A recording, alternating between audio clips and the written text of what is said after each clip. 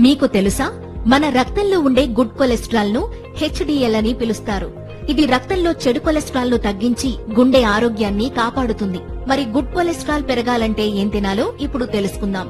ముఖ్యంగా chia seeds, flax seeds, బాదాంలో ఉండే healthy fats good cholesterol ను పెంచడంలో సహాయపడతాయి.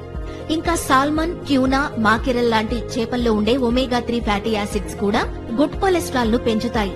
అలాగే ఓట్స్, బీన్స్, పప్పు ధాన్యాలు లాంటి ఫైబర్ రిచ్ ఫుడ్స్ కూడా గుడ్ కొలెస్ట్రాల్ ను పెంచడంలో హెల్ప్ చేస్తాయి.